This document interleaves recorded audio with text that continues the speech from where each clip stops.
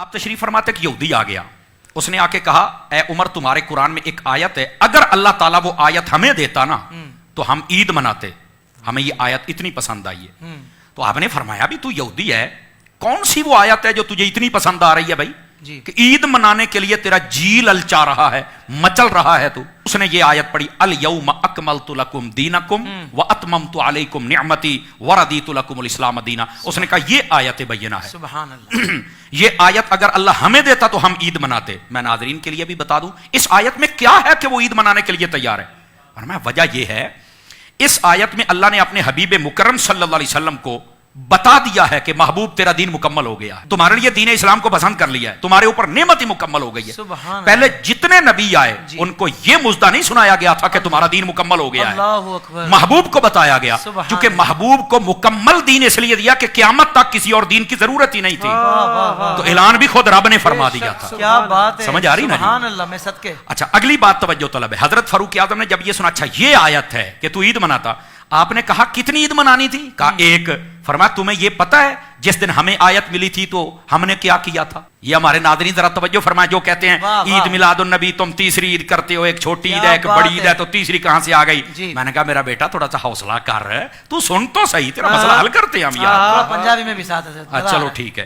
تو حضرت سیدنا فاروق اعظم رضی اللہ تعالیٰ عنہ آپ نے فرمایا جس دن یہ آیت نازل ہوئی تھی نا، ہم اپنے محبوب کے ساتھ حج پڑھ رہے تھے، اور حج 10 تاریخ کو نہیں ہوتا، 9 تاریخ کو ہوتا ہے۔ سمجھ آ رہی نا؟ 10 تو یوم النحر ہے نا، آپ نے تو حج کیا ہوا ہے۔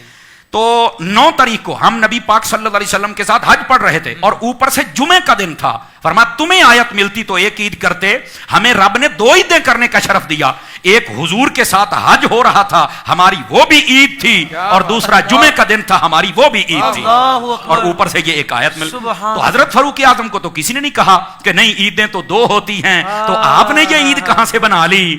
کیا بات، حالانکہ عید تو اگلے دن تھی۔ کیا بات ہے، تے تکڑے ہو وہ باجی جڑے کہندے ہو عیداں 2 ہی نے، یہ بات تکڑے ہو وہ، یہ بات ہے، تو خدا کا خوف کرو یار۔ حضرت فاروق اعظم پر تو کسی نے فتویٰ نہیں لگایا، اور ترمذی شریف میں یہ موجود ہے۔ اور حضرت فاروق اعظم نے یہاں جو عقیدہ دیا ہے، اب پتہ چلے گا نا ناظرین کا کس معیار سے سن رہے ہیں۔ فرمایا عقیدہ یہ دیا جا رہا ہے کہ جس دن ایک آیت آ جائے اس دن تو 2 عیدیں ہو جائیں، جس دن آیتوں والا نبی آ جائے اس دن عید کیوں نہ ہو؟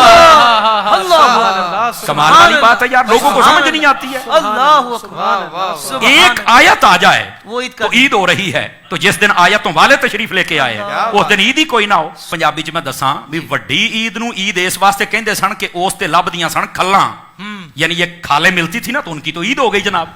اچھا چھوٹی عید کو عید اس لیے کہتے تھے کہ انہیں ملتا تھا فطرانہ، اب جس کو کھالے ملے اس کی عید، جس کو فطرانہ ملے اس کی عید، اور سنیوں کو جب حسین کے نانا ملے تو ان کی عید ہو گئی جناب۔ اگر تمہیں کھالے فطرانہ مل جائے تو عیدیں کرتے ہو، محبوب کی آمد ہو جائے تو 12 ربیع الاول کو ہم ان کی عید نہ کریں گے؟